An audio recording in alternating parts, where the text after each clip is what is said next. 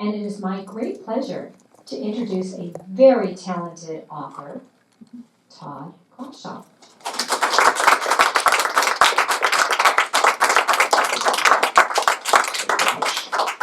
Thanks everybody for coming. Appreciate it. Saturday night, so usually there's other things to do, but you came here, so I like that. I want to first thank the Left Coast Writers and Linda and the Book Passage for hosting this event and for supporting writers. Kafka, a writer, once said, "Writing is utter solitude, the descent into cold abyss of oneself," which sounds horrible. So, if true, why would anybody ever want to be a writer? Well, I think that what I see is like an athlete, what strives for is to find that, what I call empathetic zone where time and space tend to dissolve and creativity flows. And that's where, you get your best work. That's it is a solitary art form, but every time I do one of these book launches and readings, I'm reminded that it transitions into becoming a performing art. And you have to, it's kind of like a traveling circus and a little sideshow with a dancing bear, so I'm not going to dance. Heretofore was my last novel, and that was a comedy, but this one is not. It's kind of a drain to the dark side of the moon. That's a t-shirt. There is humor in it, depending on what your sense of humor is. And a little background. I came up with this idea years ago when I was a student at the University of Oregon. I was taking a course in abnormal psychology. I was learning about multiple personality disorder. It's now called dissociative identity disorder, and where a person's identity is fractured into two or more distinct personalities. And at the time I thought, wow, that would be a really interesting subject for a murder mystery. And never thinking that I would actually write a novel or any book for that matter. But then 50 years later, roughly, and then in the 80s I tried the first attempt at writing this book and didn't come out to my satisfaction, put it aside. I was sitting around relaxing after Heretofore was published, and it's one of those light bulb moments where I suddenly occurred to me how I could come back and rewrite this novel, how it should be told. But it took a lot of effort, and the result is God, Sex, and Psychosis. Over that time, it evolved from being a strictly murder mystery into a book that's about it's a suspenseful thriller and a psychological puzzle about the nature of our existence, posing this question: who are we really? I mean, what constitutes this sense of self, of who we are, our identity, our personality and or personalities? It's still the central theme is multiple personality disorder. It also has a serial killer that carves X's into his victims, and but the underlying theme is how do children cope with sexual trauma? What is the mental and spiritual path to recovery, to revenge, to love, to redemption? And so that gives you a little preview of what it was. I had more to talk about, but I was told I should read, not go on. So I'm going to start by this little introduction. We are all believers searching for meaning and sexual with desire for a reason, and crazy by degrees for love. I'm going to read from the first section. It's called Fae, Plain Dead. The epigraph: woe to the innocent who hears that sound. It's from Homer's Odyssey, chapter 1. The sky was a beautiful mess of black ink. It had spilled across a paper-thin world. Light escaped through holes made by angels, so God could look down upon his creation. The Father laughed and called his Son a little idiot. The earth was round and the universe incomprehensible. There was gravity and galaxies and light years, and didn't they teach this shit at school? His father fondly smacked his son's head, then staggered off towards the house, while pointing with his beer bottle at the stars and saying what they were looking at was the past. The light they were seeing took millions of years to reach Earth. For all they knew, the universe was dead. The breaking news hadn't reached them yet. The boys stared with confused wonder into the blackness until they awoke to the sound of birds. The sky was blue, almost white, with a hint of yellow. Crystals of dew were on top of the sleeping bag. He lay still, listening to the silence, the morning calm, waiting for the world to end. But nothing happened. He was alive. Unlike his sister, always pretending, playing dead. Her antics made him laugh. She'd made up ghost stories too, scaring them both before abandoning him for the house to sleep in her warm bed. It was another day. Dead was what happened to their grandmother. Her words a faint memory, like last night's stars. She had told them her face had once been as smooth as porcelain, like the head of the doll tucked beside him. He rubbed at the chipped scar on her cheek to comfort them both, but it only made him feel worse, for he had broken his promise to protect her. The sun was quivering over the trees like a lost balloon, drifting upwards to reach the center of the sky, having almost made it before his mother's first scream of the day. It burst the silence. His father shouting back. They fought like raccoons, clawing and screeching. He pulled the nylon flap over his head and inched deeper into the warmth of his sleeping bag and hugged the doll. Her body was soft like a pillow, only her head was fragile. She was Mira, named after the mythical princess of wonder and visions. And when he dreamed, Mira would be there to protect him. Never ordinary, but magical.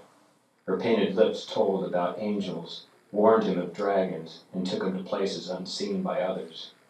Where the animals lived, not the kind his father killed, but the ones who lived on the other side of the world, invisible to humans. Their pink eyes appeared first.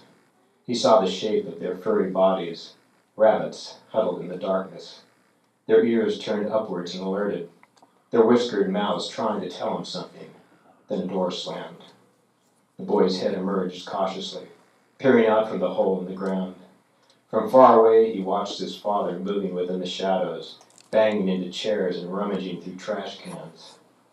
The sun had fallen in the sky. It was behind the arms of an oak tree. The voice of his sister was faint, coming from inside the house. He closed his eyes and prayed for God to make him invisible. Dappled sunlight fell upon him through the rustling leaves that clung to branches. His cheek touched the cool grass. Its damp green scent flooded his nostrils as he slid beneath the surface to muffle the noise of clanging bottles.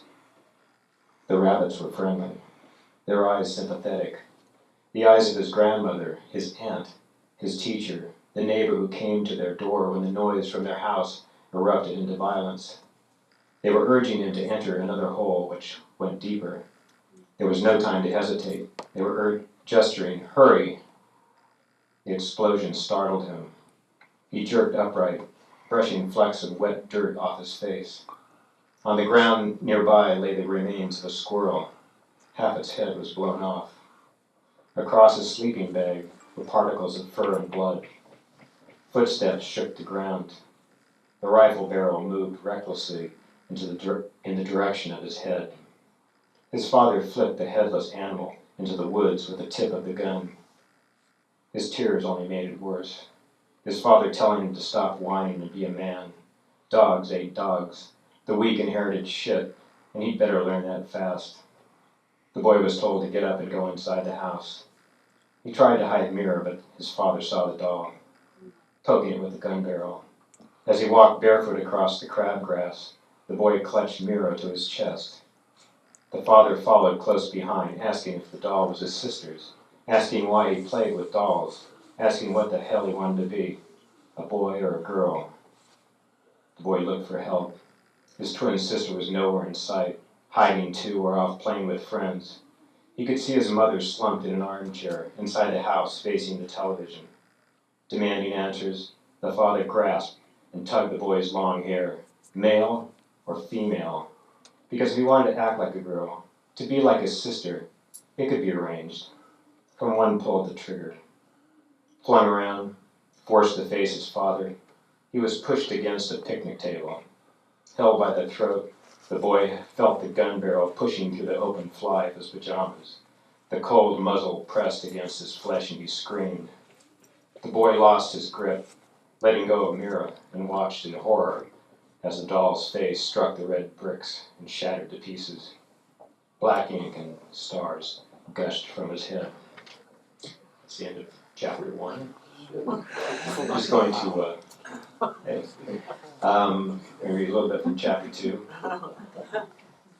Egon thought he heard the voice of God in a soft rumble that had formed words, telling him not to fear, to relax, to listen, to trust. He was in the shadows of an oak tree beneath its crown of dark brambles. He looked up to locate the source of this phenomenon as the voice began to fade like a sputtering airplane. The branches were arched and formed the dome of a cathedral with stained glass windows of blue sky and sunbeams streaming through its windows. Blinded for a second, Egan shielded his eyes. In the sparkling blackout, he smelled blackberries mixed with the scent of sage, along with whiffs of dust stirred in the air by his feet.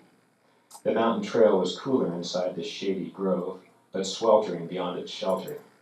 Even birds weren't talking much, being quieter than normal, hiding from the heat. His forehead was damp with sweat. It was morning, not even noon. He stopped to watch a squirrel scamper up the trunk of a tree and chatter at him before he ventured out into the endless blue sky with the full force of the sun upon him. Egan never thought his sister would actually do it, run away, but now she had, and he was searching the woods looking for her. Being twins, they were supposed to know what each other's thoughts were and how the other felt, which was stupid. He rarely knew what Faye was thinking or feeling, contrary to what he had overheard on the school bus, the older kids saying twins were telepathic. He had to look up the word in the dictionary. The meaning was clear. They believed twins could transmit thoughts supernaturally, which meant these other kids thought they were both freaks. Faye didn't care, but Egan did. He wanted to know what else people thought of him and his sister, and it goes on. So, this book is divided into 3 sections. The first part is the thematic overview. It highlights the formative years of Egan and his twin sister, Faye, and how they were abused by a pretty horrible father. Part 2 is illustrates the fragmented points of view of both siblings, now adults, being analyzed by Mira, a court-appointed psychotherapist who has her own demons to deal with. And part 3 is Mira's story, which is told as a confessional, how she was gang raped at age 12 and scarred by her attackers, and how her rage manifested into a desire for revenge, which caused the deaths of 2 people at the college that she attended, and how these incidents are connected, or how these incidents are connected to what's going on in San Francisco, the serial killings. So I'm going to read a little bit from part 2. It's called Egan, Trial Separation. The epigraph is, "What is madness? That nobility of soul at odds with circumstance." It's from a poem by Theodore Rothke called In a Dark Time. Just going to read the first paragraph of chapter 1. You're feeling it how it starts. "As I watch her, he watches me. We form a strange triangle. My sister's crazy, fears for her life, so she hires a private detective. I can't see him, but I know he's there, parked across the street, inside a blue-gray Jaguar. It's one of the older models, an XKE, not in great shape. The blue paint has oxidized. All its windows have been tinted dark. Its bulging curves like muscles have a few dents. It makes me think of a stalking animal, past its prime. He's been following me for days, and unaware, like most of us, he is less predator than prey." I'm going to switch to a little bit further, chapter 8. This is a therapy session between Egan and Mira.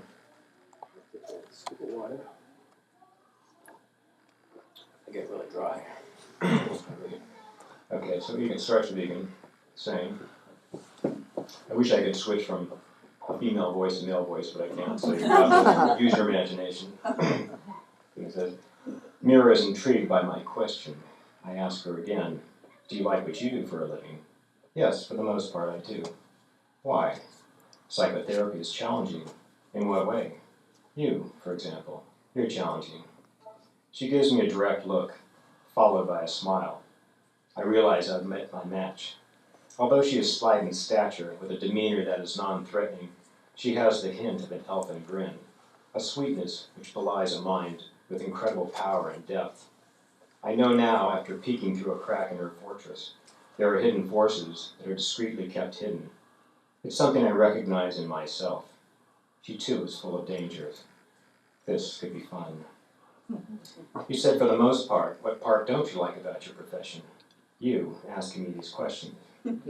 I reciprocate with my own smile. Did you choose psychology as a career because there's a history of mental illness in your family, and you, being the responsible one in the line of crazy siblings, decided to fight for the afflicted?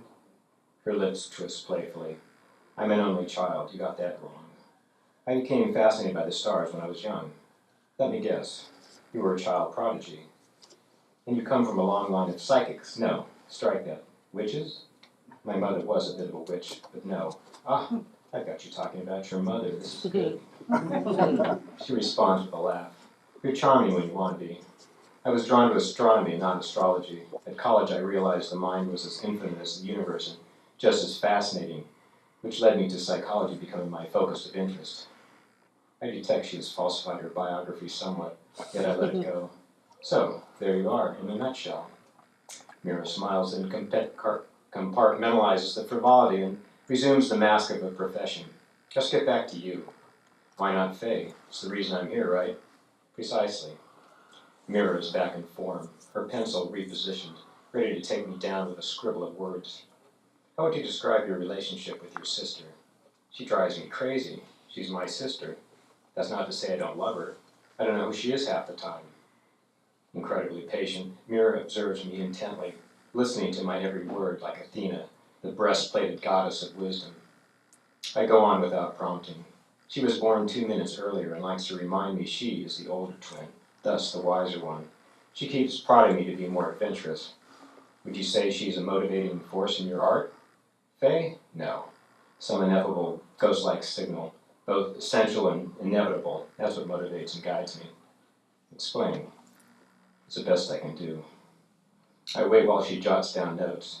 She looks up and taps the pink eraser of her mechanical pencil against her teeth. As an artist, with your performances, what do you hope to achieve? Wake people up, entertain, educate, inspire. Wake them up how? As I explain myself, the tip of Mira's pencil comes to rest upon the cleft of her beautiful chin. We're born into a state of wonder. We dive into snowflakes and piles of leaves. We skip and we twirl on impulse. We're delighted as children by simply being alive. She nods. Then everything changes. How do you mean? Pain, restrictions, demands, regimentation, expectations, disappointments, disillusionment, which is part of being alive and maturing, yes? Of course.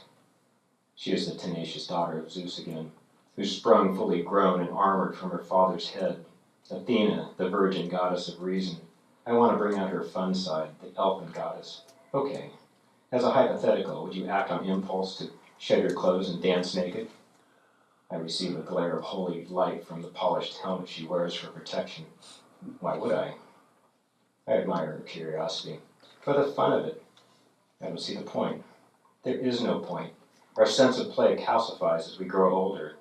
It's sad. It doesn't take a genius to look around and see people going through the motions, like the walking dead, unable to feel how they once felt. Mira relaxes a bit, jots down more notes. When she looks up, she says very calmly and directly, as intelligent as you are, and you are, there is no mistaking that, highly functioning in many areas, while in other areas you are not functioning as well, and that you, like Faye, are in need of help. Can you acknowledge that? I was wrong. Her attacks are quick and decisive. Her remark has blindsided me into silence. I rebut, we're all in need of help, Mira. True, but can you accept that you are? I hold a smile. Maybe. Maybe not. Her elfin coyness returns with a grin. Well, which is it? A definite maybe. Put that down. I will, she says. It's progress. We're getting somewhere. How is this supposed to help Faye? That depends entirely on you. I thought you were the guiding star, no? I'm only Faye's therapist. I'm here to help both of you discover the root cause of your issues and dissociation. Are you married? Why do you ask? Those defensive questions of hers I find endearing. I'm merely curious. If she has nothing to hide, she'll tell me. By avoiding the question will convince me she's not being forthright in her effort to help. She returns a reserved smile. I can't think of a reason why you shouldn't know. I've had proposals, but I've never married. I shake my head. Why is that amusing? If you've never been in a long-term relationship like marriage, or had siblings, it makes me wonder how good you could possibly be at this relationship counseling. Mira stiffens, mentally securing her helmet. When she returns a smile that's slightly askew. I'm joking, I'm sorry. Faye sometimes acts like we're married. It comes from being twins. I see, she says, resettling herself. Would you like to talk about Faye? Not really. The thought of her angers me. I picture the naked man I'd found tied to my dining room table. How about death? What about it? Do you believe in an afterlife? Mira gives us some thought. I'm not sure. Do you? We're like snakes, shedding our skins, or butterflies yet to be, lost in the fog of our cocoons, in a state of transition. Metamorphosis, sure. Maybe God is going through one too, transforming from a him to a her, or something else, who knows? And you believe there's a God. Until proven otherwise, why not? We have mobility, but we're still inside a womb, and all the screaming pain we hear inside our heads, it's like birth pangs. What kind of screaming? The kind Zeus felt right before his son split his head open with a mallet, and out popped Athena in all her brilliance. I smile, but Mira doesn't. Do you hear voices inside your head? I was speaking metaphorically, but yeah, I'd say there's more to us than we can imagine. We're a compilation of symbolic entities. I like what Jung said. Archetypes are the constellations in the blind sky of the mind. You've heard of them? Mira smiles. I have. You have a beautiful smile, by the way. Thank you. So back to these nebulous stars, our dreams, which we find wandering up and down the subconscious stairwells of our DNA. These twisted strands of chemicals, like batons passed along by our predecessors, holding the essence of who we are. Jung called it our collective unconscious. We're a composite of many things. I would agree, she says, to contribute. Many voices, and not all of them are screaming. Mira is busy taking notes, so I wait. Or something like that, I add. Mira looks up from her notebook. She has that beguiling look again about her. What you said was poetic. I feel she is toying with my internal circuitry. Thanks, I say, before shutting my eyes. I press fingers against these orbs, pressing into the pain. Why is she flattering me? It feels like a chess move. She's letting me win, letting me think I am, but I'm actually losing. I can hear Hunter sneering. He thinks I'm capitulating, love-struck, therefore willing to be led to the slaughter. A wild impulse washes over me, a need to blast some useless carbon from my mind. When I open my eyes, I see I've upset her. Her lips are parted. Her eraser is severed. Who am I talking to? I close and massage my eyes. What do you mean? It wasn't me. It was probably something Jung said. I glance at the wall and see I have about 5 minutes left. When I turn back, she hasn't moved. She's waiting for me to say something, so I say, did you know there's a belief in primitive societies that several souls can coexist in one person?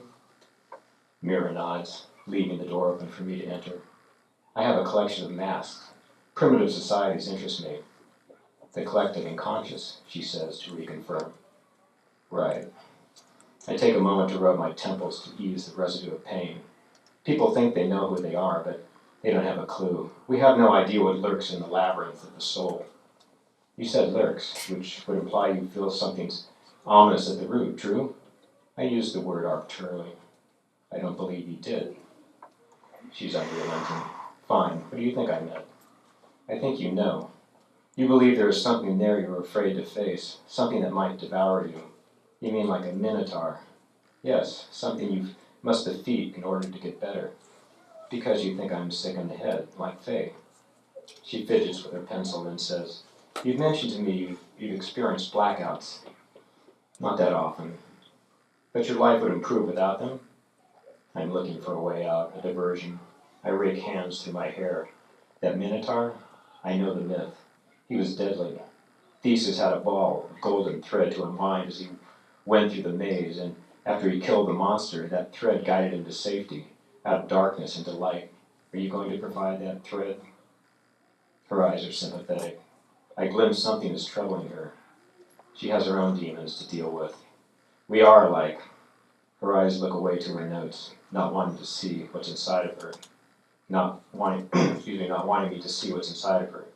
When she looks up again, she tells me, "I don't think Faye wants to disappear, or to lose you. You need each other." Her comment is meant to distract me from probing into her own problems. Ah, we're back to Faye. Okay, yeah, you're right. She likes the competition.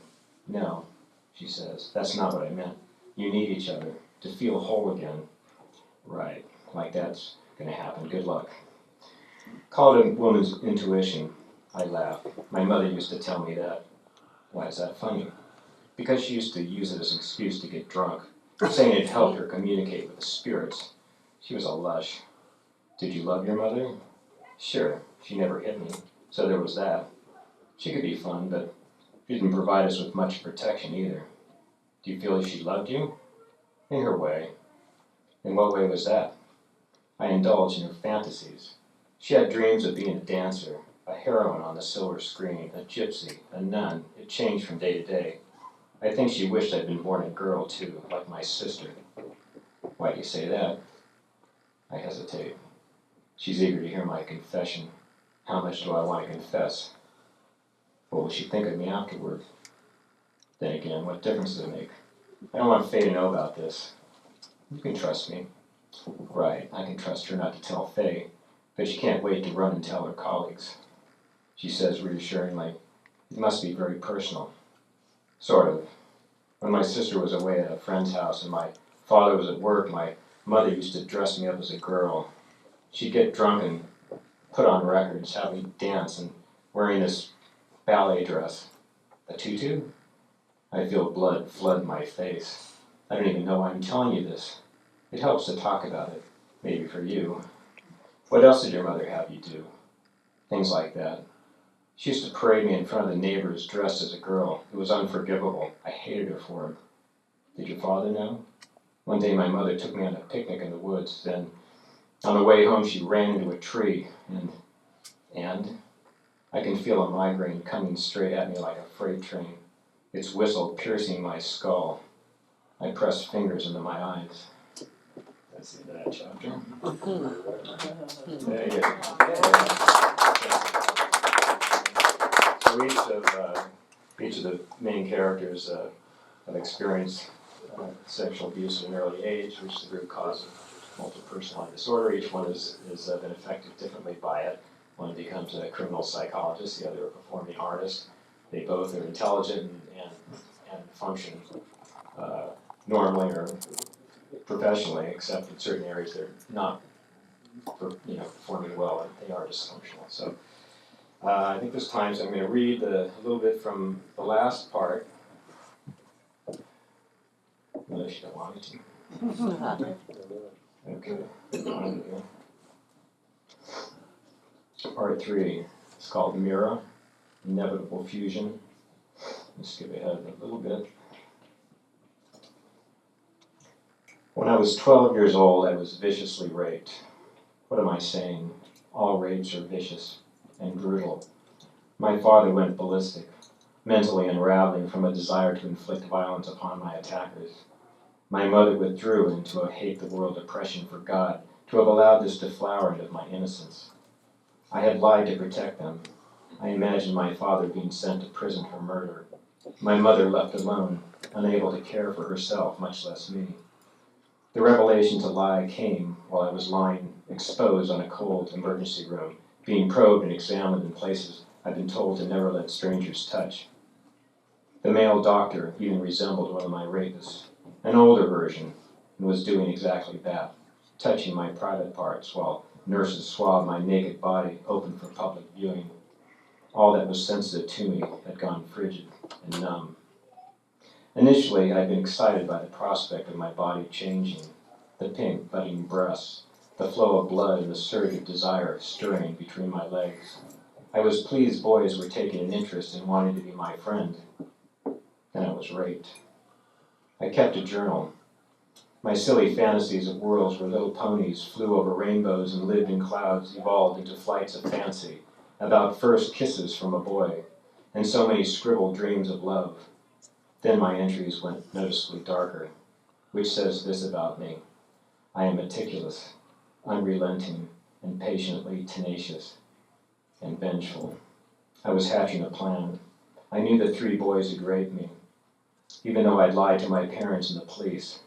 Nobody would find and capture the non-existent abductors I'd described, who'd abducted me in their off-white van, drove me into the woods, and had their way with me.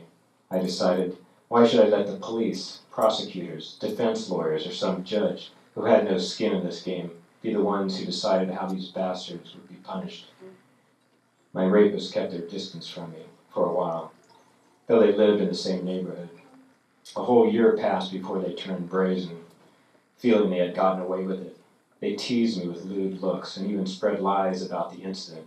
They said I had asked for it and that I had engaged in sex with numerous boys. So when I entered high school, I had a reputation that preceded me.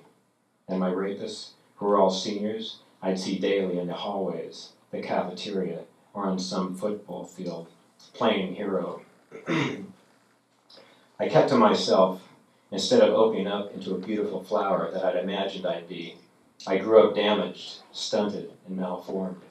I nervously ate too much, had put on weight, wore baggy clothing, prescription glasses, and, to add insult to injury, I needed braces. Oh, did I mention the acne? With so many distracting features going on with my face, the scar below my left eye, a knife wound reminder from my rapist, was barely noticeable. Lucky me. Yes, it was safe to say, I was not pretty. I needed to catch up fast, I realized. They were 3 grades ahead of me, about to graduate and to go who knows where. So I doubled down on my academics. I attended summer school, took AP courses, received extra credits, jumped grades. My SAT score landed me in the top percentile. The sum total of my efforts allowed me to graduate at the end of what would have normally been my junior year. My guidance counselor objected to my higher education choice. My options were unlimited, he advised me. But I already knew my sights, but I already had my sights set, having applied, anticipating my early release, and was accepted into the college where 2 of my rapists were attending, on scholarships, one for football, the other one for baseball. They were jocks, and not very smart, for if they had been my equal, they would have had some clue that I'd be coming after them. During those nose to the grindstone days, my body underwent a gradual transformation. I was determined to get fit, to fit in, and become social. I lost weight running track, and one by one I began to lose the rest of my handicaps, acne, braces, glasses. I bleached my dirty blonde hair. If my plan was to succeed, I had to become an extrovert, not an introvert. Emerge from my shell and be a butterfly, not a snail, and appear authentic. So I joined a few clubs, displayed school spirit. I didn't make the cheerleading squad, yet the popular girls nudged into my life, desiring to be my friend. Like I said, I am meticulous, unrelenting, and patiently tenacious, and vengeful.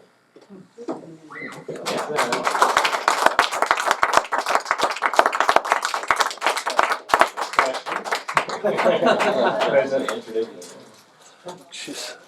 Any questions? So I'm curious. I'm dying now to read the book, but I'm curious. As you're writing dialogue, do you then reread it and stand in the stance of one character at a time, or do you look at the whole conversation as a whole? Writing it? Yeah. Yeah, well, I kind of alluded to, I talked about how you go to this, how writers, go into this dark abyss, this solitude. Someone asked me in one of the earlier reviews, like writing processes, and I started like to write early in the morning. It's kind of like going to a movie set and and just, settling down and the directors, what scene we're going to shoot and all that, some of the characters in their trailers and so forth, and it's you get into a state trying to find that zone where everything time sort of dissolves and you become these characters, and so like an actor you have to get into the role, and so it is in my head, and I can hear the voices, and the scene takes place, and sometimes I'll be writing, it'll be 2 hours and I'll feel like 10 minutes, and but then afterwards, I'll read it and keep going over and over again to try to polish it out and make sure it feels good.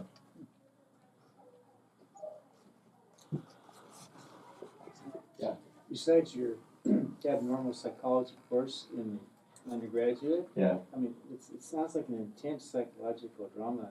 Do you have any other training in addition to that in psychology? In psychology, well, I got a degree in psychology, and I had this idea for wanting to write it, and I mentioned in the mid-'80s I was had a client at Good Samaritan Hospital, and I was working on their brochure. It was called Life. I designed it, and the editor asked me if I wanted to write one of the articles. I was a writer, and so it was on a man that had a mental breakdown from Silicon Valley. And I went in to interview him. Had a lot of preconceived notions, but I was kind of surprised, by the whole experience. He was just really a great guy, smart, just changed my mind. But I met all the doctors that were treating him, and I mentioned to him that I was working on this novel on multiple personality disorder. So I interviewed them, and they directed me to a psychiatrist that was more familiar with that condition, because it was kind of a rare condition. So I had a lot of notes back then, and during that time I've read countless books on memoirs of people that have this disorder, and articles by professionals. And so it's, they got to a point where you can only take in so much, and it is a book of fiction, so I then tried to take all that inside and create this story. So hopefully it's believable. It's a strange tale, and it's... Yeah. Did you have trouble transitioning in and out of that darkness? Because you have to really delve into that. Right. You mean while I'm writing and coming out of it? Yeah. Yeah. A little bit. Yeah, I mean, I said it started, one of the reasons why the first attempt at writing this just didn't fail is because I didn't really invest enough into it, and I realized when I had the idea to rewrite the stories, I really had to go deeper into these characters. And use an example, like as an actor, hearing this Laurence Olivier talking about acting, and he was saying now, you're playing Hamlet on stage. You have to believe at that moment you are Hamlet, but knowing you're actually not Hamlet. It's like you're out of body experience. But to make an audience believe it, you have to walk that fine line, and it's very similar, I think, with writers, because you have to get into these characters, and you feel like you're telling. I got to the point where I felt I was telling a memoir of someone else. It wasn't my story anymore. It was someone else's. I got into these characters, and you have to just feel it, inside.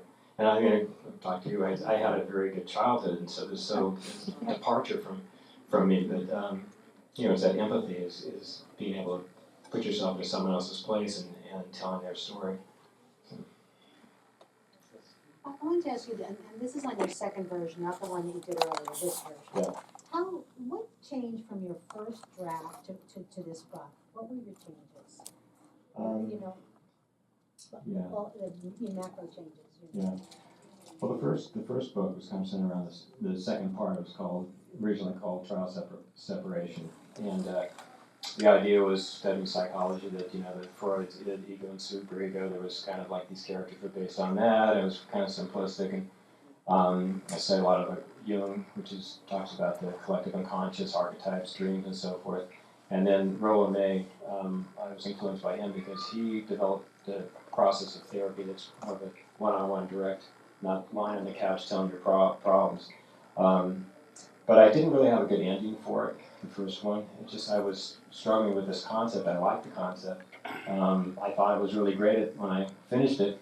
And in fact, I sent it off to Knopf, attention to Gottlieb, who was John Gardner's editor. And because I love John Gardner's work, and how I remember the story between John Gardner, how he rode in his motorcycle and dropped his manuscript on Gottlieb's death says, I would like you to read this now. This approach, got him actually a deal and stuff. So anyways, I wrote a letter to Gottlieb, and he was nice that he wrote me back a personal letter. And he said, it's nice, but not quite there yet, kind of. And so I put it aside. But it was on the second one, to answer your question, it was actually, I just finished reading Gone Girl. I don't know if you're familiar with that book. And it just blew my mind. I said, I loved how her technique and the psychology of trying to invest in these characters, and you think you know them, and then suddenly things shift, and you're going, you don't know who these people are anymore. I love that technique, and that's what this book employs. It's a whole different story and technique and everything, but it's you get into this book, and the characters get into your head, and you think you know them, and then you realize, oh my God, this person's good or evil or what, and it just, you don't really know until the end, until it unfolds, without giving anything away.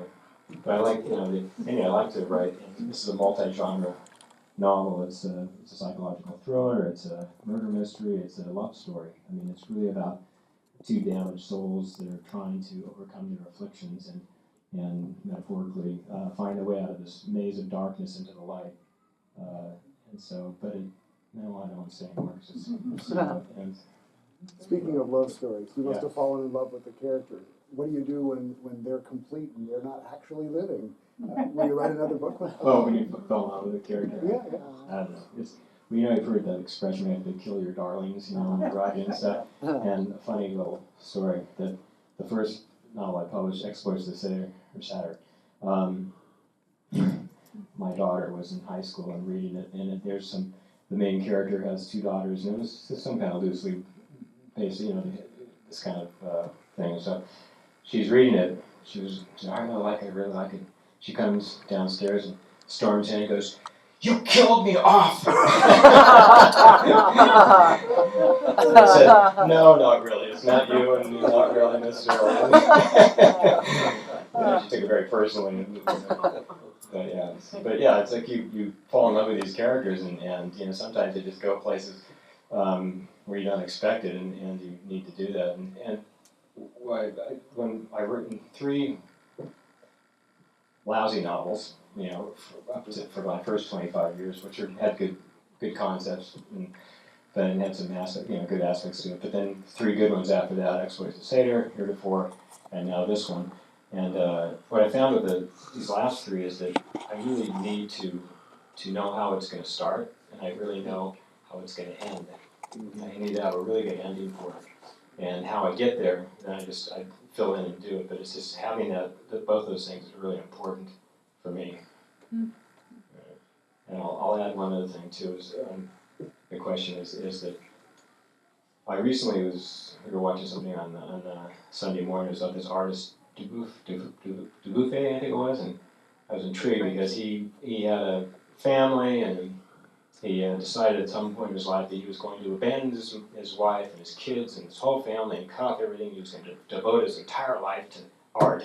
That's all it was. He lived this hobbit life and singing and this, and I thought, geez, I just took the opposite path. It's like, for me, when I start off writing, it's like I said, it's such a solitary profession. It's really lonely and stuff, and I had a hard time writing, but until I met Elaine, fell in love, started having a family, which I really wanted, had kids. I took a hiatus after the first 3 novels from writing, and it was, I think, my writing really improved because of that strength of family and love, because when you go off on these flights of fantasy, it's like having this tether that connects you to that, they're my emotional anchor. So you can go off in these weird worlds, characters and stuff, but knowing you have that to come back to is really important. You have the golden thread. Yeah, the golden thread, there you go. And it really is, and it's, so my writing improved immensely as a result of that, just the opposite path.